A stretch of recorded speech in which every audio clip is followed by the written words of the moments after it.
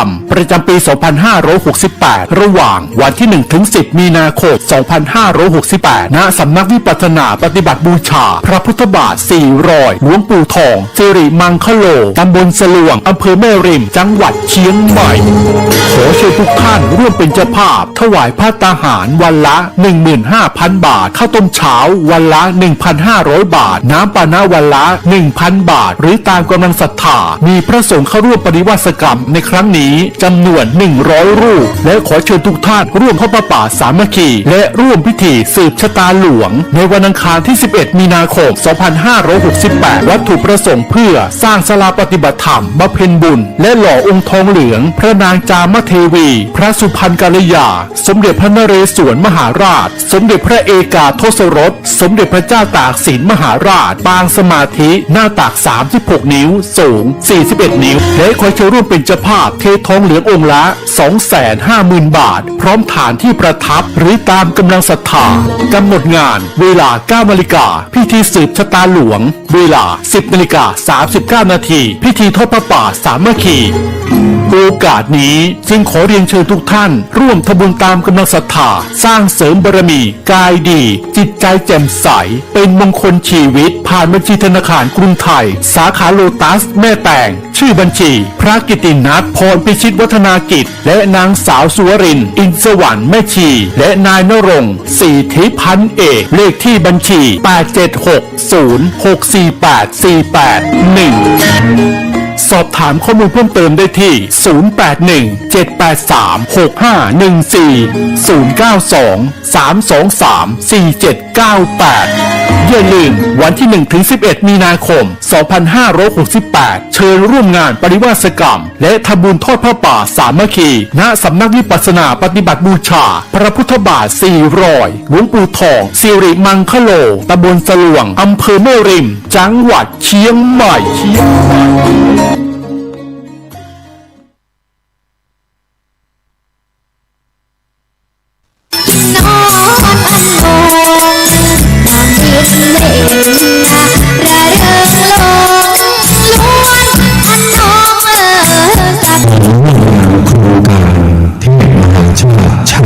13 กันสารธรรมะที่โดยพระอาจารย์วาจารานุโยพร้อมคณะชุดใหญ่พบกับทศพลหิมพานต์นักแหล่ตำนานลูกคอ9 ชั้นชมความสำคัญน้องผักนุ่มนักแหล่ชื่อดังขวัญใจวัยรุ่นเด็กๆที่วัดสายมูลตำบลแม่กาอำเภอสันตองจังหวัดเชียงใหม่วันอาทิตย์ที่ 16 มีนาคมจัดโดยพระครูสังวรเสนาภิรัตน์เจ้าอาวาสวัดสายมูลวัดที่อำเภอสันตององค์การบริหารส่วนตำบลแม่กากลุ่มอาสาพันธ์สะพานบุญศรีพลอยประดับลม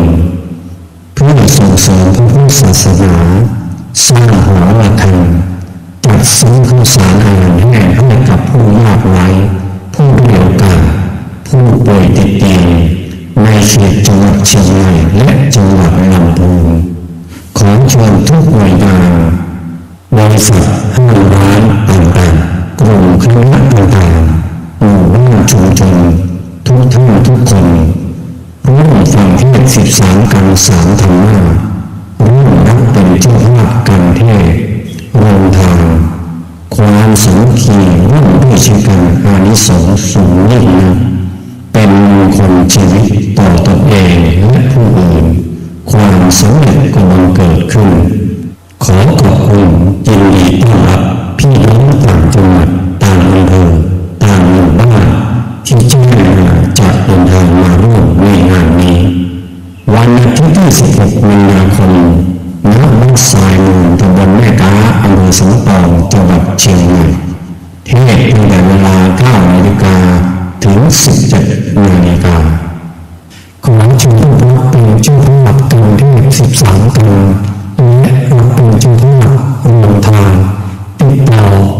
081-289-8992 ท่านกำลังติดตามรับฟังสถานีวิทยุกระจายเสียงพระพุทธศาสนาแห่งชาติและสังคม คลื่นเพื่อการศึกษาพระพุทธศาสนาและวัฒนธรรมระบบ FM 104.5 เมกะเฮิรตซ์รายการต่อไปเป็นรายการคดีโลกคดีธรรม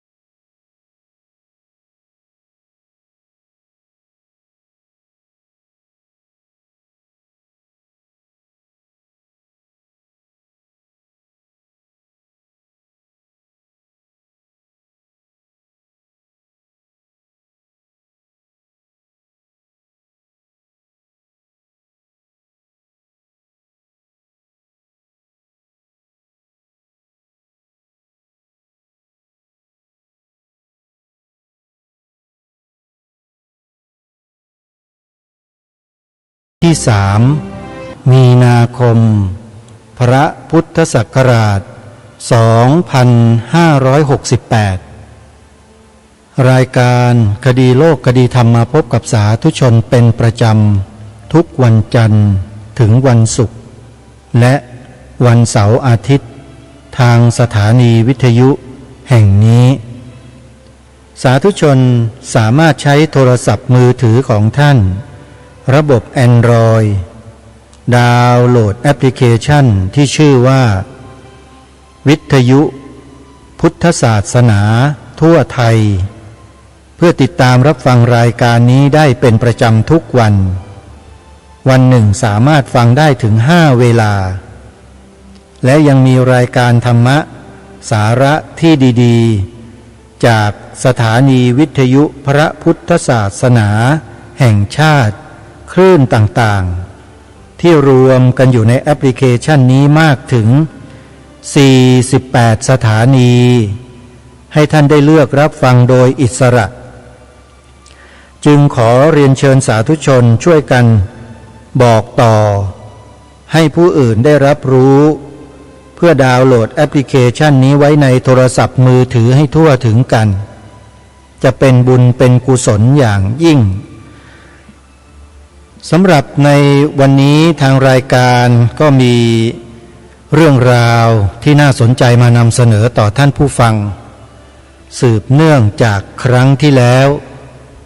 โดยเฉพาะเรื่องของการปฏิบัติวิปัสสนากรรมฐาน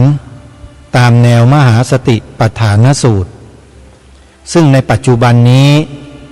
กิจกรรมที่ส่งเสริมการปฏิบัติแนวนี้ยังคงดำเนินไปโดยลำดับและอย่างต่อเนื่องแล้วก็ได้กระจายขยายไปทั่วทุกภูมิภาคของประเทศไทยของเรามากยิ่งกว่าแต่ก่อนเยอะเลยจะสังเกตได้จากสำนักปฏิบัติธรรมประจำจังหวัดเกิดขึ้นทุกจังหวัดทั่วประเทศไทยของเราการปฏิบัติวิปัสสนากรรมฐานตามแนวมหาสติปัฏฐานสูตรนี้ท่านเจ้าคุณพระธรรมธีรราชมหามุนีโชฎกญาณสิทธิปริยนธรรม9 ประโยคคณาจารย์เอกฝ่ายวิปัสสนาธุระอดีตเจ้าคณะภาคท่านได้ถ่ายทอดวิชาเหล่านี้ให้แก่เหล่าบรรดาศิษยานุศิษย์ในอดีตจนกระทั่งศิษยานุศิษย์เหล่านั้นกลายเป็นกำลังหลักที่สำคัญในการเผยแผ่วิชาวิปัสสนาธุระตามแนวมหาสติปัฏฐานสูตรได้อย่างกว้างขวางและรวดเร็วที่สุดเท่าที่เคยมีมาในสังคมไทยของเราถือว่าเป็นผลงานที่มีประสิทธิภาพและได้ประสิทธิผลเร็วที่สุดและได้ผลดีที่สุดเท่าที่เคยมีมาในประเทศไทยของเรา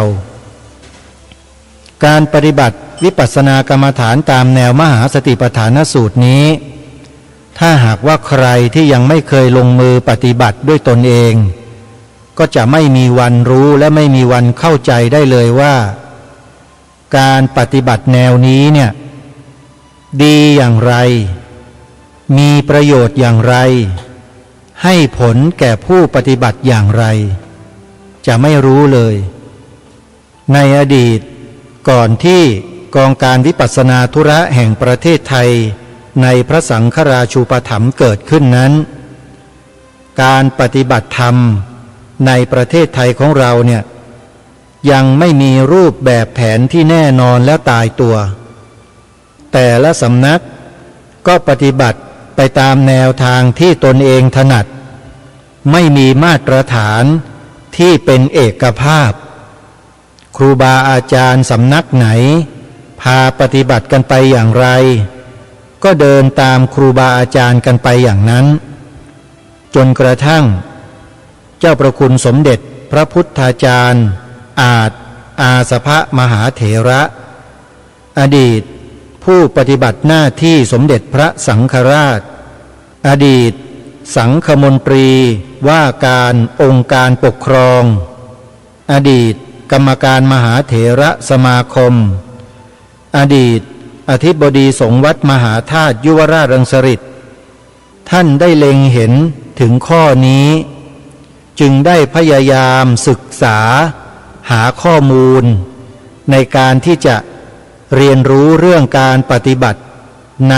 คณะสงฆ์ว่ามีการสอนด้านปฏิบัติธรรมที่เป็นงานของคณะสงฆ์ในส่วนของวิปัสสนาธุระอยู่หรือไม่ปรากฏว่าไม่มีเลยในสมัยนั้นหรือสมัยไหนมาก็แล้วแต่ไม่เคยมีเพิ่งจะมาเกิดขึ้นในยุคของท่านเจ้าประคุณสมเด็จที่ท่านได้ศึกษาและวิจัยหาข้อมูลมาจนกระทั่งประจักษ์ว่าถ้าปล่อยไว้อย่างนี้เนี่ยเห็นทีชาวพุทธในประเทศไทยของเราเนี่ยคงจะต้องถูกครอบงำด้วย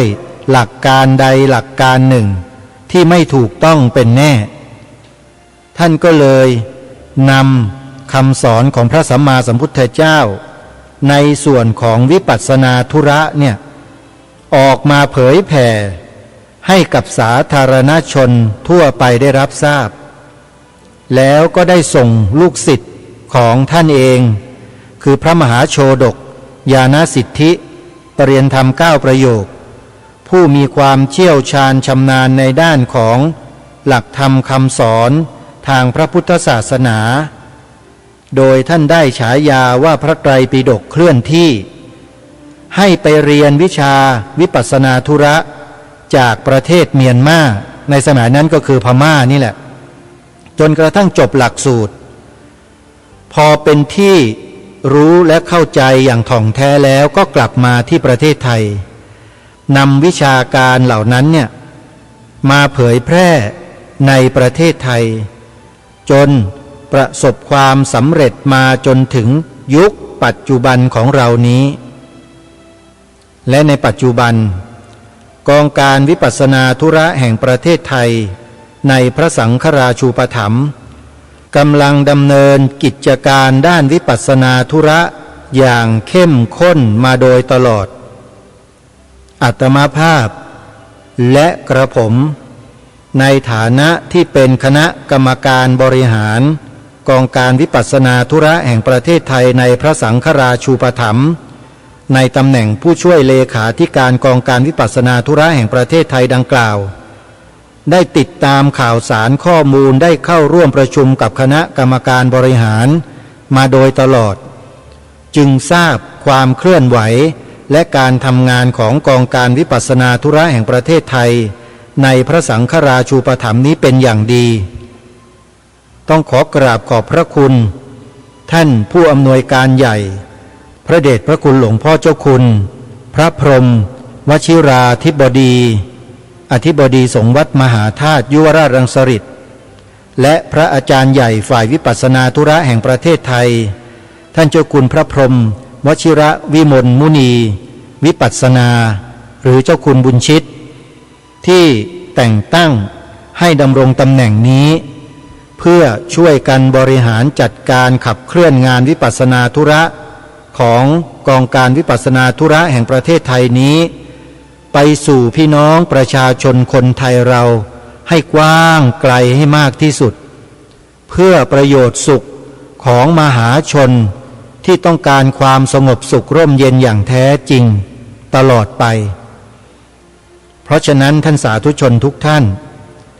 ใครที่มีความสนใจจะศึกษาเรียนรู้งานวิปัสสนาธุระเพื่อนำไปใช้ในชีวิตของตนเองอย่ารอช้ากองการวิปัสสนาธุระแห่งประเทศไทยได้ผลิตพระวิปัสสนาจารย์ออกไปเผยแผ่งานด้านวิปัสสนาธุระในจังหวัดต่างๆเพิ่มมากขึ้นสำนักปฏิบัติธรรมประจำจังหวัดต่างๆทั่วประเทศคือพื้นที่ที่จะให้ทุกท่านเข้าไปศึกษาเรียนรู้งานด้านวิปัสสนาธุระกันแล้วว่าแต่ว่าญาติโยมสาธุชนจะรู้จักสำนักปฏิบัติธรรมประจำจังหวัดที่อยู่ในจังหวัดของท่านหรือไม่ถ้าหากว่าท่านไม่ทราบสอบถามเจ้าอาวาสวัดใดในจังหวัดของท่านก็ได้เพราะเจ้าอาวาสในแต่ละวัดทั่วราชอาณาจักรจะทราบดีว่าวัดไหนในเขตปกครองของท่านเป็นสำนักปฏิบัติธรรมประจำจังหวัดหรือไม่เจ้าอาวาสทุกวัดจะรู้และทราบเป็นอย่างดีแต่ถ้าไปถามเจ้าอาวาสวัดไหนท่านบอกว่าไม่รู้ไม่ทราบนั่นก็หมายความว่าตำแหน่งพระสังฆาธิการของท่านนั้นก็อาจจะต้องได้รับการพิจารณาใหม่เพราะเรื่องนี้เป็นเรื่องของคณะสงฆ์ต้องรู้และต้องทราบสำนักเรียนบาลีสำนักเรียนนักธรรมสำนักปฏิบัติธรรมประจำจังหวัดเจ้าอาวาสทุกวัดในฐานะเป็นพระสังฆาธิการจะต้องทราบว่าในจังหวัดของท่านมีวัดใดบ้างเพื่อคอยบริการและบอกกับญาติโยมที่มีความสนใจในงานของคันธธุระและวิปัสสนาธุระให้ถูกต้องนี่คือการช่วยกันส่งเสริมผลักดันงานคันธธุระและวิปัสสนาธุระของคณะสงฆ์ให้เป็นไปอย่างต่อเนื่องเจ้าอาวาสวัดใดจะทอดธุระในเรื่องเหล่านี้ไม่ได้เลยต้องช่วยกันนะฮะถือว่าเป็นงานของพวกเราทุกคนทุกท่านทุกรูปทุกนามไม่ใช่งานของคนใดคนหนึ่งขอให้ตัดตัวอัตตาออกไปไม่เช่นนั้นเราทำงานร่วมกันไม่ได้นะครับนี่คือสิ่งที่พระสัมมาสัมพุทธเจ้าตรัสสอนมาโดยตลอดให้ทำลายอัตตาอย่าเก็บมันไว้ถ้ามีอัตตาแล้วปัญหาเกิดทุกที่ท่านผู้ฟังภาษาทางโลกเขาเรียกว่าอีโก้นั่นแหละโยมคืออัตตาที่พระพุทธเจ้าสอนการที่เราศึกษาเล่าเรียนคันธธุระก็ดีปฏิบัติตามแนวของวิปัสสนาธุระก็ดีเป้าหมายคืออะไรคือทำลายอัตตาในขณะปัจจุบันเนี้ยเราปฏิบัติเราศึกษาเรียนรู้ตัวอัตตาของเราจะต้องเล็กลงน้อยลงแล้วก็หมดลงในที่สุดถ้าหากอัตตาอีโก้ใครเพิ่มขึ้นเยอะขึ้นมากขึ้นผิดไปจากคำสอนของพระสัมมาสัมพุทธเจ้าแบบสุดๆสวนทางกับพระพุทธเจ้าเลยทันทีอันนี้ขอยืนยันว่าเป็นคำสอนของพระสัมมาสัมพุทธเจ้าแน่นอนถ้าใครยังถืออัตตาตัวตนเป็นใหญ่ค้ำฟ้าใหญ่คับโลกฉันนี่แหละใหญ่ที่สุดใครจะมาใหญ่กว่าฉันไม่มีถ้าใครยังมีความรู้สึกเช่นนี้อยู่นั่นคือการเดินสวนทางกับคำสอนของพระสัมมาสัมพุทธเจ้าไม่ว่าคนนั้นจะเป็นใครก็ตาม คำสอนของพระสัมมาสัมพุทธเจ้าไม่เคยเว้นสภาวะธรรมตามความเป็นจริงเป็นอย่างไรพระสัมมาสัมพุทธเจ้าก็ตรัสสอนตามสภาวะอย่างนั้นญาติโยมผู้ที่ดำเนินชีวิตตามแนวทางคำตรัสสอนของพระสัมมาสัมพุทธเจ้าอย่างถูกต้องแล้วเนี่ยก็จะต้องเดินตามแนวนี้คือทำลายอัตตาตัวตนทำลายอีโก้ลงทุกวันทุกวันทุกวันไม่ให้อีโก้มาครอบงำจิตตัวเองเพราะถ้าหากปล่อยให้ตัวอีโก้หรืออัตตามาครอบงำจิตตัวเองเมื่อไหร่เท่ากับเป็นการเปิดทางให้กิเลสตัณหามานะทิฏฐิพรั่งพรูเข้ามาสู่ในจิตในใจของเขาอย่างมากมายท่วมท้นแล้วทีนี้ลองคิดดูว่าคนคนนั้นจะเป็นคนประเภทไหนอย่างไรใช่พุทธศาสนิกชนหรือไม่ของแท้ไหมหรือว่าของเทียมทำเทียมแล้วเรียนแบบหรือเปล่าอันนี้ให้ศึกษาแล้วพิจารณากันให้เข้าใจให้ลึกเราไม่ต้องไปเพ่งมองใครมองดูเพ่ง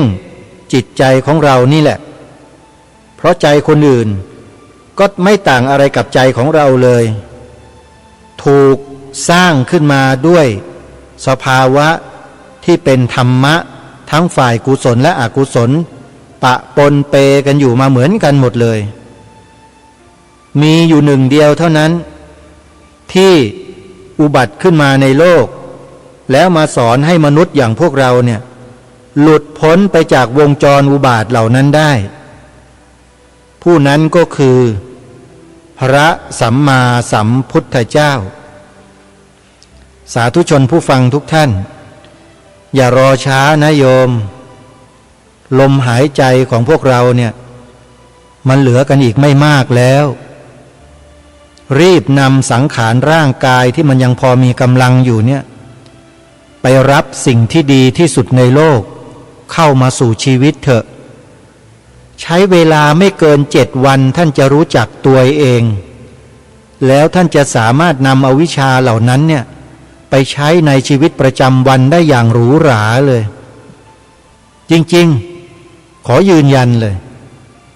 7 วันดังกล่าวนี้มีหลักสูตรเขาสอนกันอยู่3 วันก็มี5 วันก็มี7 วันก็มี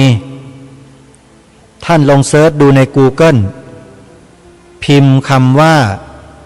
คุณแม่สิริกรินชัยคุณแม่สิริกรินชัยซึ่งเป็นลูกศิษย์เอกของหลวงพ่อเจ้าคุณพระธรรมธีรราชมหามุนีโชดกญาณสิทธิผู้ถ่ายทอดวิชาวิปัสสนากรรมฐานตามแนวมหาสติปัฏฐานสูตรให้กับเหล่าบรรดาศิษยานุศิษย์นำไปขยายผลมาจนถึงปัจจุบันนี้มีหลวงพ่อจรัญวัดอัมพวันสิงห์บุรีเป็นต้นหลวงพ่อทองวัดพระธาตุสีจอมทองเป็นต้นคุณแม่สิริกรินชัยเป็นต้นทั้งอุบาสกคุณโยมนายแพทย์สนองวรอุไรอย่างเนี้ยเป็นต้นและลูกศิษย์ลูกหาของท่านอีกเป็นจำนวนมากมายที่ช่วยกันเผยแผ่วิปัสสนาธุระไปตามพื้นที่ต่างๆของสังคมประเทศไทยของเราโชคดีเหลือเกินที่กองการวิปัสสนาธุระแห่งประเทศไทยในพระสังฆราชูปถัมภ์ยังดำรงอยู่บนผืนแผ่นดินไทยผืนนี้โยมโชคดีมากถ้าหากว่ากองการวิปัสสนาธุระแห่งประเทศไทยในพระสังฆราชูปถัมภ์ไม่มีเนี่ยนะงานวิปัสสนาธุระจะหยุดชะงักลงไม่น้อยเลยเพราะกองการวิปัสสนาธุระแห่งประเทศไทยในพระสังฆราชูปถัมภ์ที่ท่านเจ้าประคุณสมเด็จพระพุทธาจารย์อาจอาสภมหาเถระท่านเมตตาได้ก่อตั้งขึ้นนี้เนี่ยเป็นประโยชน์ต่อประชาชนโดยทั่วไปอย่างมากและอย่างกว้างขวางจริงๆปัจจุบันนี้ ผู้ดำรงตำแหน่งเป็นเลขาธิการกองการวิปัสสนาธุระแห่งประเทศไทยในพระสังฆราชูปถัมภ์อยู่ที่จังหวัดปทุมธานีในปัจจุบันวัดจันทร์สุขถนนรังสิตนครนายกซอย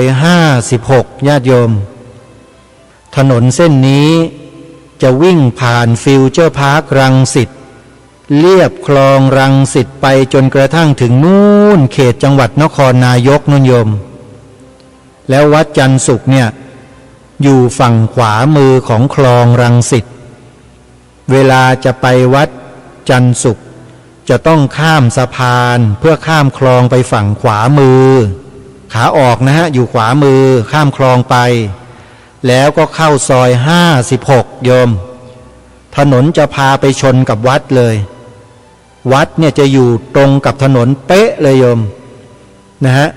วิ่งตรงไปจนสุดทางตรงเนี่ยจะเข้าวัดเลยแล้วถนนเนี่ยจะหักเลี้ยวหลบวัดไปเข้าไปสู่หมู่บ้านข้างในนะไปไม่ยากไปศึกษาไปเรียนรู้ไปดูงานได้ในช่วงนี้วัดจันทร์สุขกำลังจัดโครงการอบรมหลักสูตรผู้ช่วยพระวิปัสสนาจารย์ฝ่ายคฤหัสถ์คือทั้งชายและหญิงผู้ช่วยพระวิปัสสนาจารย์เป็นคฤหัสถ์ชายหญิงที่ทางกองการวิปัสสนาธุระแห่งประเทศไทยได้แต่งตั้งขึ้นเป็นกรณีพิเศษเพื่อให้เป็นผู้ช่วยของพระวิปัสสนาจารย์ในการทำงานด้านการเผยแผ่วิปัสสนาธุระเพราะฉะนั้นวันที่1 ถึง 9 มีนาคมซึ่งกำลังดำเนินอยู่นี้มีงานอบรมหลักสูตรผู้ช่วยพระวิปัสสนาจารย์อยู่ที่วัดจันทร์สุขญาติโยมท่านใดต้องการจะไปศึกษาดูงานขอเชิญได้โยม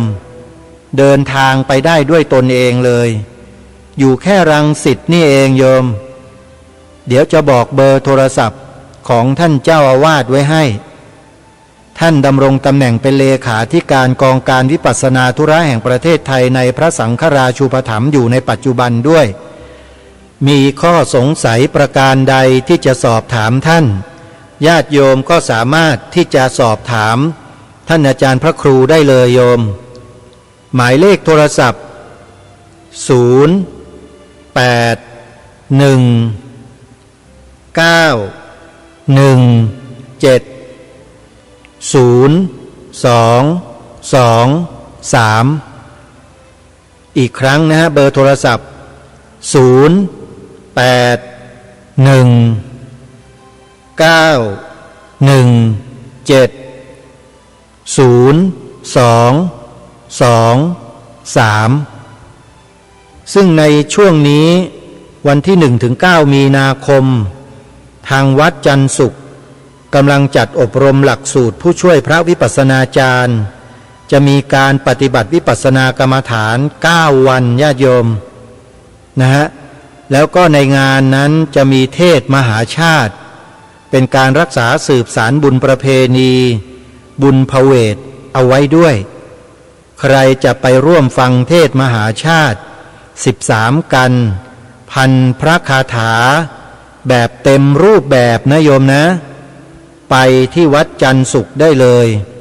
ตั้งแต่บัดนี้เป็นต้นไปจนถึงวันที่9 มีนาคมไปได้เลยโยมนะไปร่วมงานกันและที่จังหวัดราชบุรีมีงานอีกงานหนึ่งที่จะขอเรียนเชิญและแจ้งให้ศิษยานุศิษย์ของวัดดังกล่าวนี้ได้ทราบงาน100 ปีชาตการพระเทพญาณมงคลหรือหลวงป๋าอดีตเจ้าอาวาสวัดหลวงพ่อสดธรรมกายารามตำบลแพงพวยอำเภอดำเนินสะดวกจังหวัดราชบุรีจะจัดให้มีขึ้นในระหว่างวันที่1 ถึง 6 มีนาคมซึ่งกำลังจัดอยู่ตอนนี้ศิษยานุศิษย์ของหลวงป๋าวัดหลวงพ่อสดธรรมกายารามท่านใดที่ได้ยินเสียงประกาศนี้แล้ว ยังมีเวลาที่จะไปร่วมงานนะโยมนะงานเนี่ยจะจัดไปถึงวันที่6 มีนาคมงาน100 ปีชาตการหลวงป๋าวัดหลวงพ่อสดธรรมกายารามเดินทางไปร่วมงานกันได้และในวันที่16 มีนาคมขอเชิญชวนศรัทธาสาธุชนที่ต้องการสั่งสมบุญบารมีให้กับตนเองไปร่วมกันฟังเทศมหาชาติที่วัดบางด้วนนอกตำบลบางด้วนอำเภอเมืองจังหวัดสมุทรปราการโดยพร้อมเพรียงกันวัดบางด้วนนอกจัดงานเทศมหาชาติภายในวันเดียวจบซึ่งหาฟังได้ยากภายในวันเดียวนะโยมนะใครที่สนใจก็เดินทางไปร่วมงานกันได้นั่งรถไฟฟ้าสายสีเขียวไปลงที่สถานีปู่เจ้าสำโรงแล้วต่อรถแท็กซี่เข้าไปวัดบางด้วนนอกง่ายและสะดวกมากขากลับออกมาก็เรียกแท็กซี่หรือไม่ก็นั่ง2 แถวที่จอดอยู่ในวัดเนี่ยออกมาข้างนอกก็ได้เพราะจะมี2 แถวเข้ามาส่งผู้คนโดยสารในวัดนะฮะถ้าใครสนใจก็ไปร่วมงานกันนะโยมนะและวันที่5 ถึง 15 มีนาคมที่วัดบ้านไร่อำเภอด่านขุนทดจังหวัดนครราชสีมามีงานปริวาสกรรมและจัดอุปสมบทหมู่และบวชชีพราหมณ์ในวันที่5 ถึง 15 มีนาคมนี้ขอกราบอาราธนานิมนต์พระสงฆ์เข้าอยู่ปริวาสกรรมและชายไทยอายุ20 ปีบริบูรณ์เข้าอุปสมบทเป็นพระภิกษุในพระศาสนาโดยไม่เสียค่าใช้จ่ายใดๆทั้งสิ้นหรือญาติโยมอุบาสกอุบาสิกาจะบวชเนกขัมมะถือศีล 8นุ่งขาวห่มขาวในงานดังกล่าวนี้ก็ขอเชิญสมัครเข้าไปได้หมายเลขโทรศัพท์ติดต่อสอบถาม4หมายเลขและ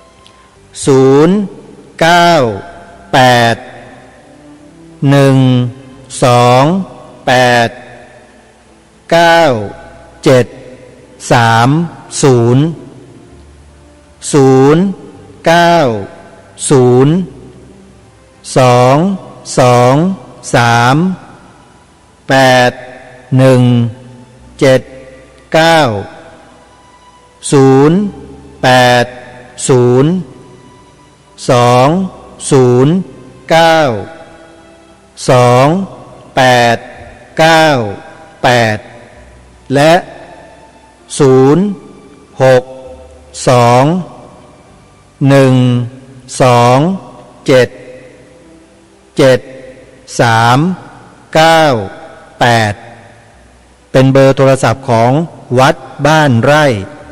จัดงานปริวาสบวชเนกขัมมะและอุปสมบทหมู่5 ถึง 15 มีนาคมศกนี้ใครสะดวกที่ไหนก็ไปร่วมงานกันที่นั่นนะโยมนะทีนี้ก็มากล่าวถึงงานด้านวิปัสสนาธุระกันต่ออย่างที่ได้ปรารภไปตั้งแต่ต้นว่ากองการวิปัสสนาธุระแห่งประเทศไทยในพระสังฆราชูปถัมภ์นี้ได้ก่อกำเนิดเกิดขึ้นมาก็เพื่อชำระสะสางการปฏิบัติวิปัสสนาธุระในสังคมไทยของเราที่มีมาแต่อดีตให้เป็นแบบแผนที่ถูกต้องตรงตามคัมภีร์ทางพระพุทธศาสนาที่มีปรากฏที่พระสัมมาสัมพุทธเจ้าตรัสสอนไว้นั่นก็คือมหาสติปัฏฐานสูตรเมื่อเจ้าพระคุณสมเด็จพระพุทธจารย์อาสภมหาเถระได้ดำริดังนั้นแล้วก็ส่งลูกศิษย์ไปเรียนวิชาวิปัสสนาธุระที่ยังมีการเรียนการสอนและปฏิบัติอย่างเข้มข้นและได้ผลเป็นอย่างดีที่ประเทศเมียนมาเสร็จแล้วก็กลับมาเผยแผ่งานด้านวิปัสสนาธุระ มาโดยลำดับทีนี้ในยุคปัจจุบันเนี่ยถ้าถามว่างานวิปัสสนาธุระดังกล่าวเนี้ยยังมีความจำเป็นต่อโลกในยุคปัจจุบันและอนาคตหรือไม่ขอตอบแบบตรงๆชัดๆฟันธงว่าจำเป็นตลอดกาลขอบอกว่ามีความจำเป็นตลอดกาลทุกยุคและทุกสมัยโยมเพราะวิปัสสนาธุระเนี่ยเป็นอากาลิโกพระสัมมาสัมพุทธเจ้าตรัสสอนพวกเราเอาไว้ว่าไม่จำกัดการถ้านำมาศึกษาและปฏิบัติอย่างจริงจังเมื่อไหร่ก็จะได้ผลเมื่อนั้นเรื่องเหล่านี้ต้องมาพิสูจน์ด้วยตนเองอย่าฟังแต่เพียงคำบอกเล่าถ้าเรายังไม่เคยลงสนามปฏิบัติจริงเนี่ยไม่มีวันหรอกที่ท่านจะรู้ได้เพราะกิเลสที่มันละเอียดที่มันแฝงอยู่ภายในขันธสันดานของเราเนี่ยเราไม่มีวันจะรู้จักมันได้เลยถ้าเรายังใช้ชีวิตตามปกติแบบโลกไม่มีวันที่จะรู้มันได้แล้วก็ถูกมันกุมบังเหียนอยู่อย่างนั้นตลอดกิเลสที่นอนเนื่องเป็นอนุสัยอยู่ข้างในข้างล่างลึกๆในจิตของเราเนี่ยเราจะไม่รู้นอกเสียจากว่าเราพาไอ้สังขารร่างกายอันเนี้ยไปเข้าคอร์สปฏิบัติตามหลักสูตรที่ครูบาอาจารย์ในสายวิปัสสนาธุระตามแนวมหาสติปัฏฐานสูตรของกองการวิปัสสนาธุระแห่งประเทศไทยในพระสังฆราชูปถัมภ์ท่านได้จัดอบรมจัดการเรียนการสอนเท่านั้นท่านจึงจะสามารถเห็นตัวกิเลสที่มันละเอียดอ่อนนอนอยู่ในอนุสัยก้นบึ้งหัวใจเราถ้าไม่ใช้วิธีนี้ไม่มีวันจะหามันเจอทีนี้มีคำถามต่อไปว่าเมื่อเจอมาแล้วยังไงทำยังไงต่อก็เล่นกับมันสิขออภัยนะครูบาอาจารย์ครับผมตอบแบบสนุกสนานครับแล้วได้ผลจริงๆด้วยเล่นกับมันมันโผล่มาเราเขกกบาลมันโผล่ไปทางนู้นเอาไม้ตีหัวมันกิเลสเนี่ยสนุกลองมาทำดูเถอะแล้วท่านจะเห็นมันชัดเลยโอ้โหเรานี่เลี้ยงมันมาตั้งไม่รู้กี่ภพกี่ชาติไม่เคยรู้มาก่อนเลยว่ามันมีพิษสงร้ายกาจกันถึงขนาดนี้ไอ้พวกอนุสัยกิเลสเนี่ยถ้าหากว่าเราไม่เดินมาตามแนวมหาสติปัฏฐานสูตรที่พ่อแม่ครูบาอาจารย์ท่านสอนเราเนี่ยนะเราจะไม่มีวันรู้จักอะไรที่อยู่ข้างในใจเรานี้เลยจริงๆอาตมาภาพ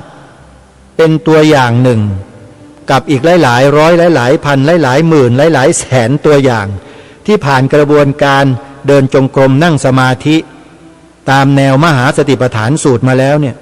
จะรู้และเข้าใจตรงนี้เป็นอย่างดีเลยจริงๆรู้จักมันดีนักแลตัวอนุสัยกิเลสเนี่ยถ้าไม่ใช้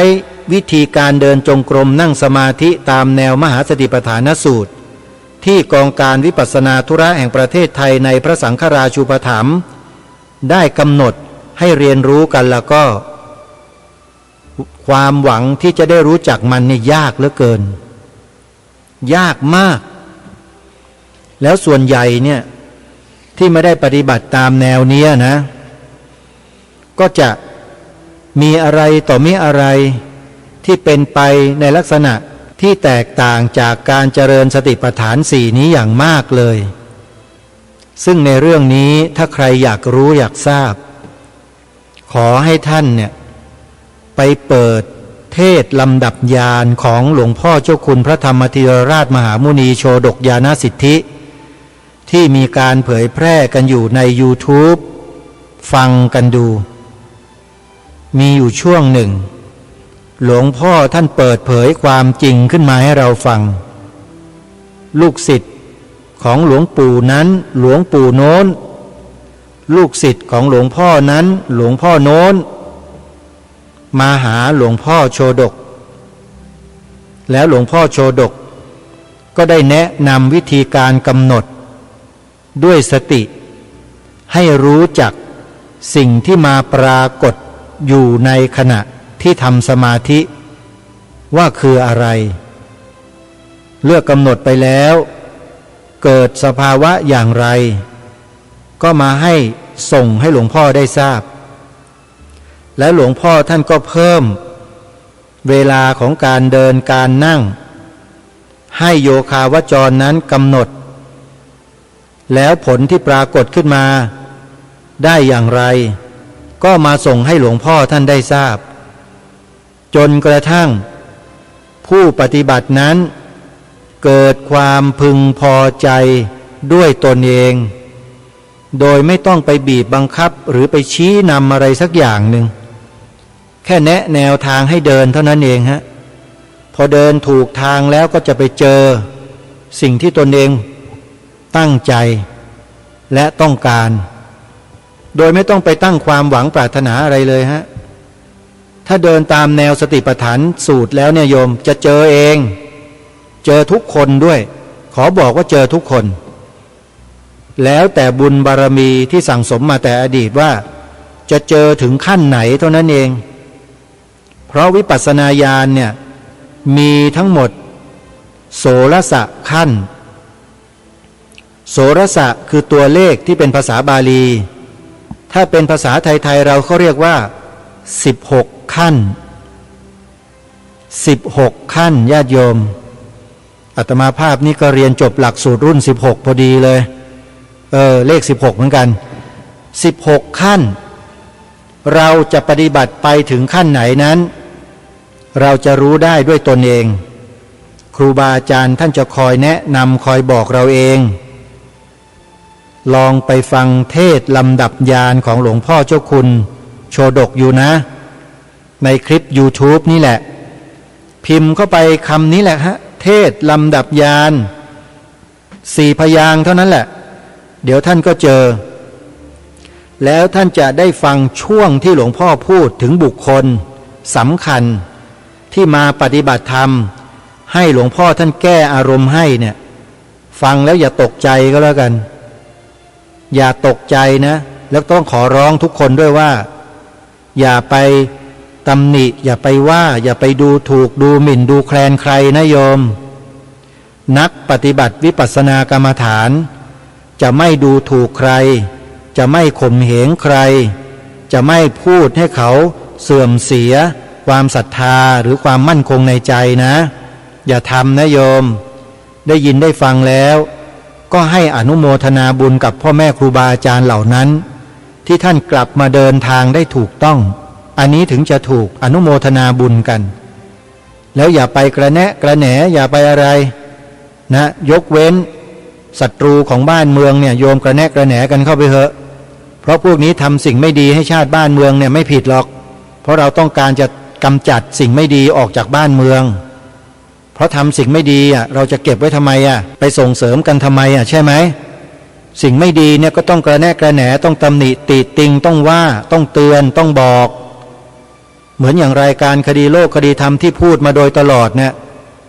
คนที่ต้องการทำลายอัตลักษณ์สัญลักษณ์เอกลักษณ์ของชาติบ้านเมืองด้วยวิธีการต่างๆนานาแล้วทางรายการเมื่อไปพบหลักฐานเข้าก็นำมาบอกมาแจ้งกับท่านผู้ฟังแล้วก็ตำหนิติติงไป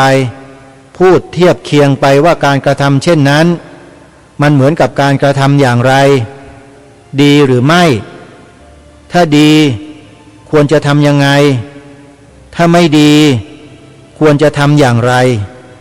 แล้วพวกเรากันเองเนี่ยที่เป็นคนไทยทั้งหลายทั้งปวงเนี่ยเราจะช่วยกันอย่างไรที่จะรักษาความถูกต้องของชาติบ้านเมืองของเราเอาไว้ให้ได้ร่วมกันคำว่าร่วมกันเนี่ยไม่ใช่คนเดียวนะครับร่วมกันช่วยกัน เพื่อชาติบ้านเมืองของเราจะส่งผลไปถึงพระพุทธศาสนาด้วยสถาบันพระมหากษัตริย์ของเราด้วยจะเจริญแข็งแรงและมั่นคงอย่างมากถ้าเราร่วมด้วยและช่วยกันนี่คือสิ่งที่ทางรายการวิงวอนร้องขอรณรงค์มาโดยตลอดให้ทำในสิ่งที่ไม่ยากเลยแต่หลายคนดูว่ายากไม่กล้าทำกลัวซะตั้งแต่ยังไม่ได้ลงมือเลยแพ้แล้วกลัวตั้งแต่เริ่มต้นมาเนี่ยถือว่าแพ้แล้วนะฮะไม่มีทางชนะได้เลยถ้ากลัวเนี่ย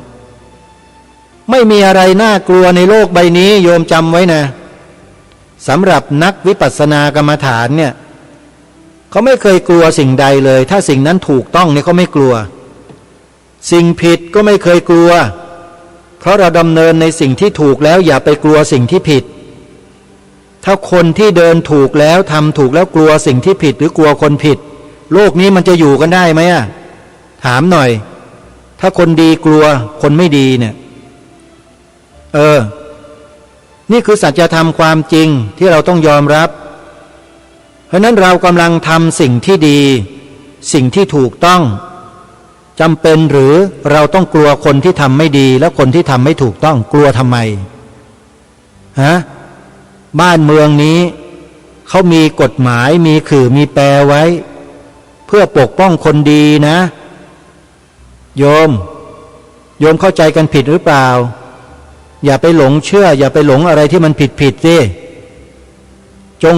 อยู่ในหลักที่มันถูกที่ควรที่ถูกที่ต้องให้ยืนอยู่บนหลักนี้แล้วทำหน้าที่ไปด้วยความเสียสละคำว่าเสียสละเนี่ยมันมองได้หลายมุมนะเสียสละเงินทรัพย์สมบัติเสียสละข้าวของเสียสละความรู้สึกส่วนตัวเสียสละเวลารวมไปถึงเสียสละแม้กระทั่งชีวิตเพื่อรักษาสิ่งที่ถูกต้องและดีงามกันไว้บรรพบุรุษเราเนี่ยไปศึกษาประวัติศาสตร์ดูดิมีใครเคยยอมพ่ายแพ้ให้กับศัตรูบ้างไม่มีคุณตีเราแตกพ่ายเรากลับมาทวงคืนภายในไม่กี่เดือนเห็นไหมล่ะสมเด็จพระเจ้าตากสินมหาราชสมเด็จพ่อพระนเรศวรมหาราชก็เช่นเดียวกันประกาศเลยไม่ขอขึ้นกับอังวะอีกแล้วเพราะประวัติศาสตร์อะไรก็ว่าไปหนังนะฮะแต่ประวัติศาสตร์ก็เป็นอย่างนั้นแหละท่านก็สามารถที่จะนำกองกำลัง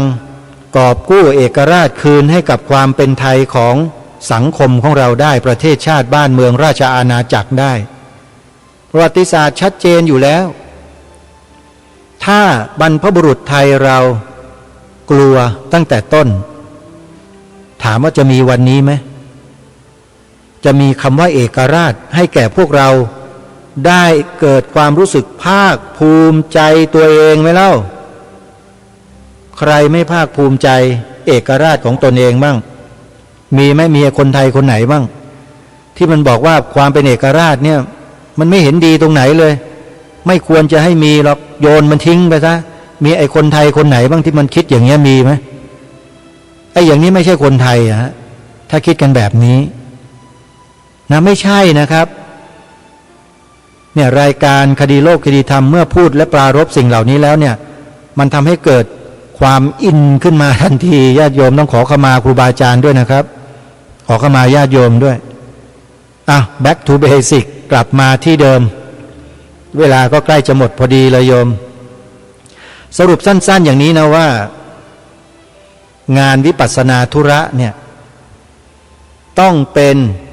วิปัสสนาธุระตามแนวมหาสติปัฏฐานสูตรเท่านั้นนะที่พูดเนี่ย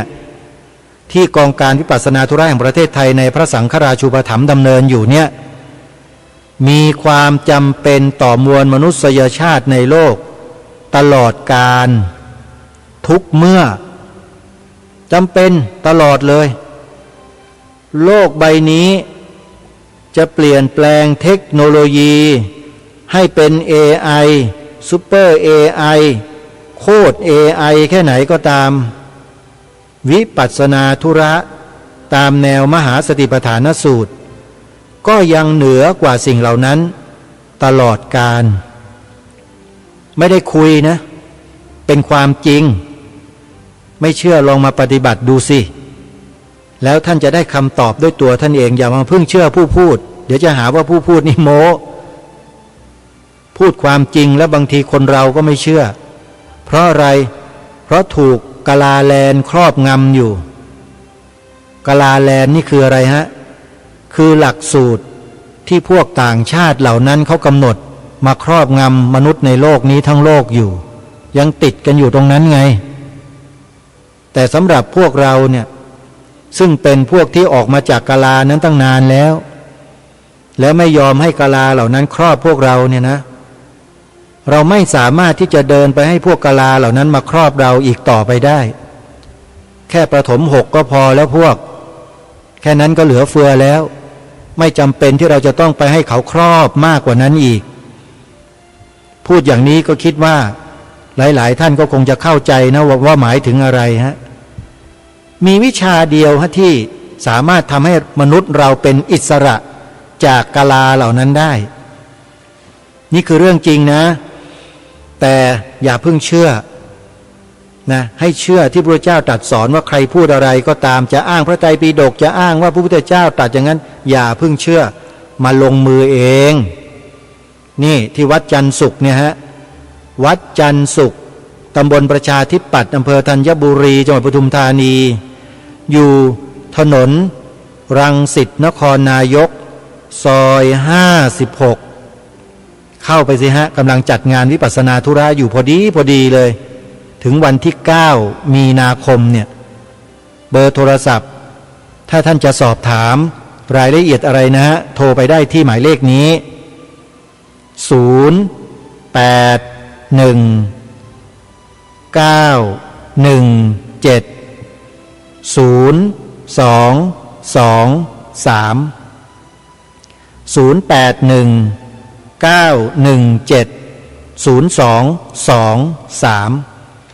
ท่านพระครูธรรมธรสัมพันธ์ธิรธรรมโมเลขาธิการกองการวิปัสสนาธุระแห่งประเทศไทยในพระสังฆราชูปถัมภ์รูปปัจจุบันเจ้าอาวาสวัดจันทร์สุขยินดีต้อนรับเอาละสาธุชนทุกท่านเวลาของรายการหมดลงแล้วต้องขอสมมุติยุติไว้แต่เพียงเท่านี้พบกับรายการได้ใหม่ในวันต่อไปขอความสุขความสวัสดีในธรรมแห่งองค์สมเด็จพระบรมศาสดาสัมมาสัมพุทธเจ้าจงปรากฏเกิดมีขึ้นในจิตใจของท่านผู้ฟังทุกท่านทุกคนเทอญขอเจริญพร